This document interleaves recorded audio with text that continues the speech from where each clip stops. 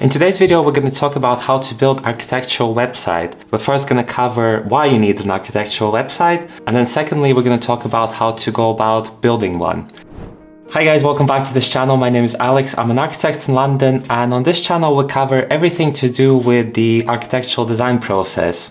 To start off, let's debunk myths that every architect needs a website. I don't personally think that everybody needs to have a website, especially architects. It's not automatically going to make you a better architect if you have a website. On the other hand, there are, I think, three distinct reasons why an architect or an architectural student would need a website. Now, the reason number one to have a website is the most obvious one, and that is to display our work. And these types of websites are called portfolio websites. Now, the reason why you would go with the portfolio website as opposed to PDF or even a printed hard copy is because websites is one of the easiest ways to look at the content online. Any sort of PDF would require a download and opening with the app, which is an extra step for people and is quite annoying. And it means that you can also update the portfolio website at any time without having to notify the people that you've sent your PDF. You can just simply do your edits, and then people, when they follow the link, they can access the updated version of your site. Now, the second reason why anyone would need a website is to share our thoughts and to share our thinking and the process behind the scenes, and just kind of generally keeping in touch with people around us.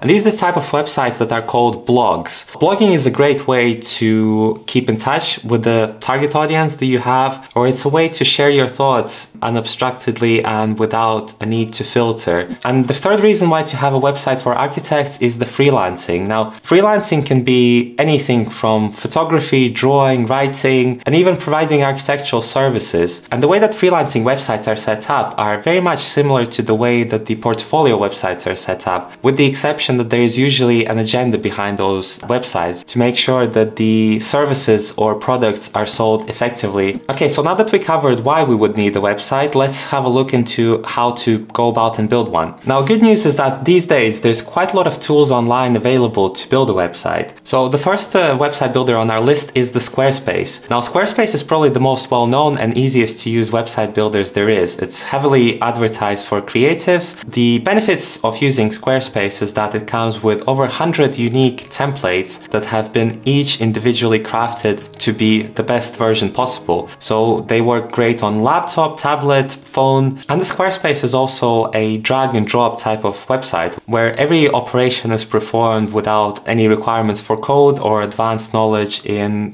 computer programming. It's really easy to use. It's customizable, so you can tweak and alter every single feature that there is. You can drag and drop text, you can alter your images, and you can change the size and the type of the font as well as the color. Now, one of the greatest things about Squarespace is that it has an ability to integrate a lot of images onto your website. So from the point of view of compiling images or building your portfolio, this is a really great website for that. And it also has integration with e-commerce if you ever need to sell something, and it also has improved blogging features. So overall, it's pretty well-rounded website builder. Now, the downside with Squarespace is that it's pretty much limiting in how easy you can move about the text boxes and your images. It's very much constrained to the type of template that you're using. Second downside is the history of the edits is usually not saved, which can be annoying if you are working your iterations and you want to come back to the previous option. It also has a limited number of features and add-ins and plugins compared to other website builders out there. And in that sense, if you want something more edgy and more advanced, perhaps Squarespace shouldn't be a consideration for you. The second website builder on the list is the Wix. Now, Wix is also heavily advertised to many people around the internet, not just creatives, and it's also a drag and drop style of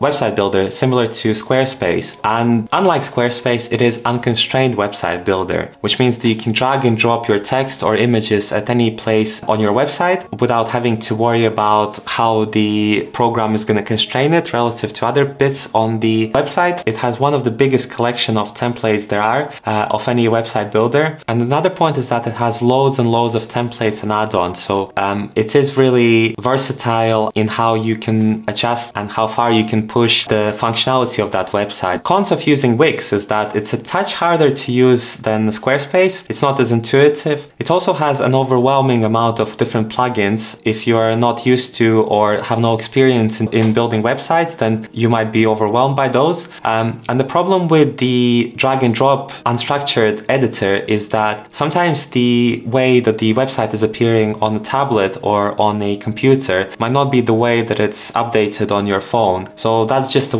thing to watch out whenever you update something or you do iterations. You have to just make sure that it works across all devices. So Squarespace and Wix are really similar, and the way I would make a distinction between the two, it's a bit like comparing Windows and a Mac or iPhone and an Android. One is much more user-friendly, it's straight to the point, it's very simplistic, and it does what it's supposed to do without much hassle. And the other one is very much about customization and ability to change things to suit the specific needs that we have. Choosing between the two really comes down to user-friendliness, I think, at the end of the day. There are of course other websites as well besides the two I've mentioned. There's Ghost, which is popular among bloggers and content creators. Zyro is another website builder which is really affordable and offers a lot of functions and templates. And lastly, we have WordPress.org, which is the granddad of all blogging and all websites, and it's the open source type of website. You'll need to have knowledge in how to set up a website, set up all the required plugins and templates. So it's much more hands-on, but from the usability point of view,